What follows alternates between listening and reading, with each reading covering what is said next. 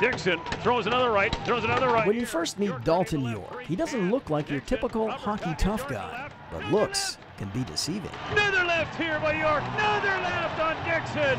Big comeback here in this tilt. He's a really strong kid, and he's a powerful kid, and you know, when you look at him when he's not dressed in hockey gear, you think he might be a bit of a he's a good-looking kid that, you know, could be a model, and then he puts on the gear and he becomes a you know, a fierce competitor. And me being a rookie too, they don't really know who I am and where I'm from and what I'm about, so they just maybe they come in underestimating me, or I see that I'm a bigger guy, and maybe they don't really expect that I'm going to be that coordinated of a fighter. Champlain and Yorke. Like Zach Cassian, Yorke throws with the lefts, and that has caught opponents off guard. Well, my uncle, he's a lefty, so my dad always tells me stories about him beating the crap out of guys back in the day. So guys would just, when I tell them that I'm a lefty, they just say, well, you have a huge advantage over some guys because they're going to grab you right away. Dalton is a guy that is loved by his teammates, and he's a great teammate to have. He's one of those guys that you need on a team, or if you want to have success, you know he'll be there,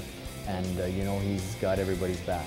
I enjoy it because I'd like to consider myself as like an energy guy, like me being physical with the big hits and all that kind of stuff. I like to get the boys fired up, and when there's a lull in the game, then you just got to go out there and do what you got to do to get the boys moving, so get some momentum back in their steps. But Yorke is more than just a good scrapper. He's proving to be a physical presence on the back end, and a guy who can step in when injuries or international commitments send other players out of the lineup. He needs to work on a lot of the finer points in the game: passing, stick handling, looking guys off, seeing the game, reading the game that's coming at him. You know, those things, and those are all things that Dalton has taken steps in the right direction, and you know, it's going to take some time, but certainly when he has played for us, he's done a good job. I've just been working on my passes and making them on the tape, and having my head up and moving my feet, and working on my stick skills and getting my shot on net and getting it off quick, and just all those things that make myself a better player and make me more effective out there. Yorke filled in admirably when another physical defenseman, Mitchell Wheaton, was out of action. The 6'2", 205-pounder has yet to hit the scoreboard, although he says he did have an offensive component to his game in minor hockey. But with this team, that's not going to be his role. I was kind of an offensive guy when I was a kid. I was kind of like a playmaker. I wasn't really a goal scorer. But now that I've gotten older, I've kind of settled down into more of the defensive D-man kind of role, because I've seen more opportunity there for the future. Not every player that you get is going to be a Tyson Barrie type player where, you know, they have all this, whether it's offensive flair or whatever you want to say.